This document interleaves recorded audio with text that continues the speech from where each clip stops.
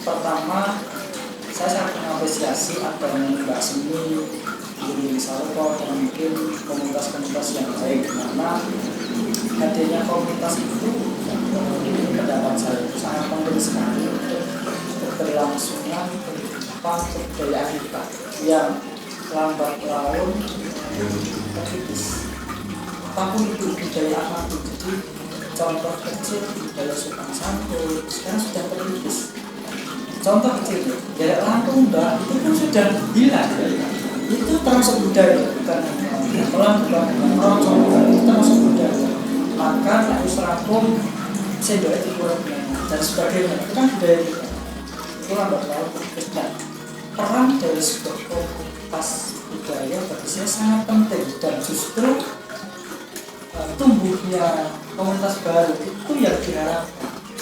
Justru bagi saya goalnya dari Nunggak Seni adalah sesuai dengan namanya Pak.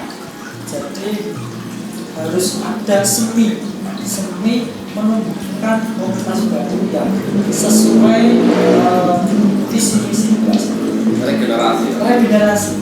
Dan itu kalau saya menjadi goal utama dari Nunggak Seni harusnya itu. Jadi kalaupun ada muncul misalnya kalau nanti muncul apa itu sangat berarti berhasil Nunggak Seni, karena semakin komunitas itu solid, semakin komunitas itu banyak kompak, itu tradisi akan semakin istilahnya keberlangsungannya masih berjalan. Kalau kita membicarakan tradisi itu memang berkembang sesuai dengan zaman. Cuman meskipun itu ada beberapa norma nilainya yang harus kita pegang. Meskipun sekarang undangan tidak harus dijodohi satu persatu, bisa lewat WA, tetapi nilainya yang harus kita pegang, sopan santunnya, bagaimana istilahnya udonegoro. Kalau di pewayangan itu ada namanya udonegoro, bagaimana sikap kita dengan di atasnya itu seperti apa. Masuk WA kalau yang lebih atas sesok ketemu ya itu kan, itu berarti nilainya sudah bergeser.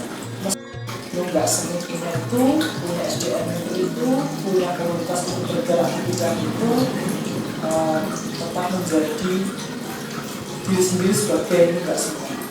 Toh meskipun nanti akan dihargai ataupun akan dipakai ataupun bagaimana, itu respon. Kita jangan sampai kita terpengaruh oleh respon dari luar. Justru kita yang membuat istilahnya mencorong sampai sebenarnya pergerakan ini seperti dulu pernah kita sampaikan, diawali dari membuat rasa senang dan nyaman. Karena awalnya kita yang awalnya belum ada Nunggak Seni pun passionnya sama, senengannya gawe seneng gitu. Artinya disitulah yang memicu diri kita membuat sebuah karya, bagaimana tidak menjadikan orang tadinya sudah senang menjadi susah, apalagi yang susah tambah susah gitu. Nah, diawali dari diri sendiri. Kalau kita lihat fluktuatif dari person ini pasti berbeda-beda. Tapi bagaimana kita selalu menampilkan satu kenyamanan kan, rasa senang, sampai Pak Larso bilang pokoknya ini senang begitu, sehingga yang dinamakan idealisme tergerus dengan rasa senang.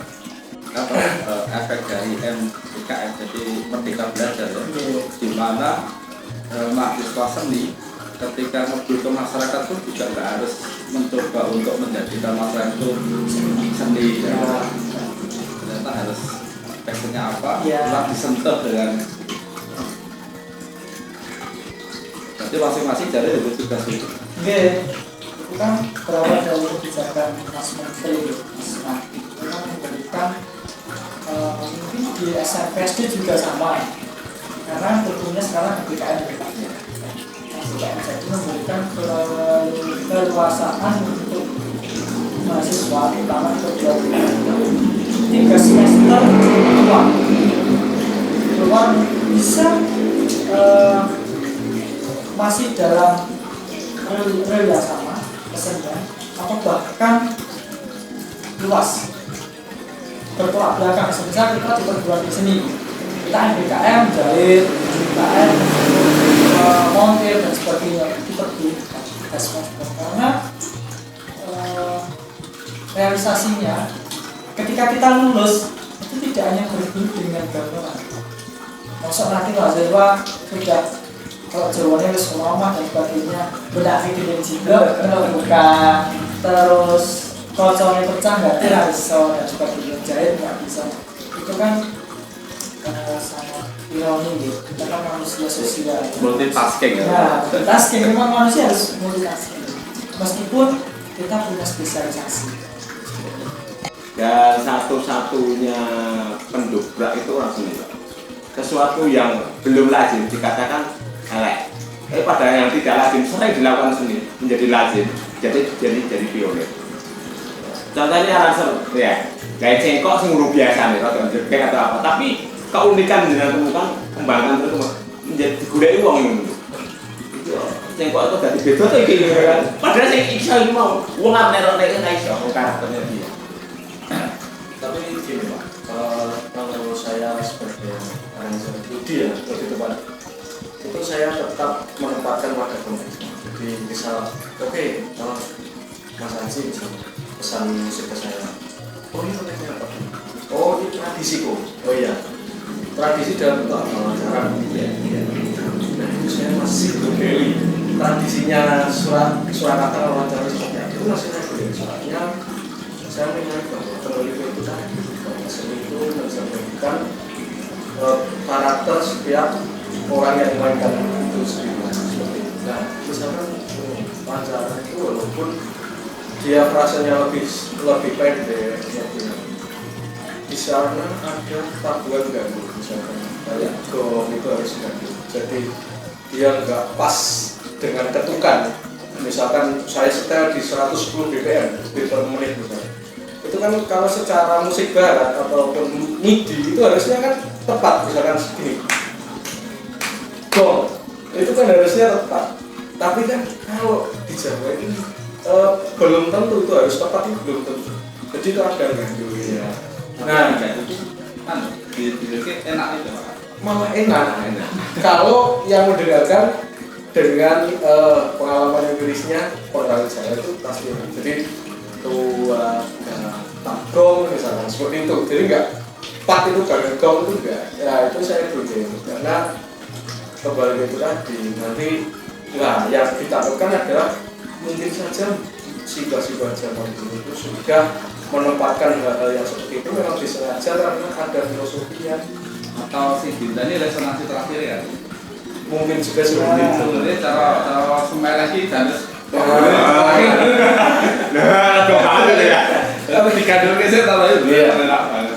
Tapi kan gini juga, itu juga bisa menjadi filosofi bahwa mungkin Bapak dulu sudah memikirkan ini kalau menurutnya si Jiwo Tejo ya, memikirkan kalau dalam matematik itu teori fraksal, jadi ketidakteraturan yang teratur. Nah itu.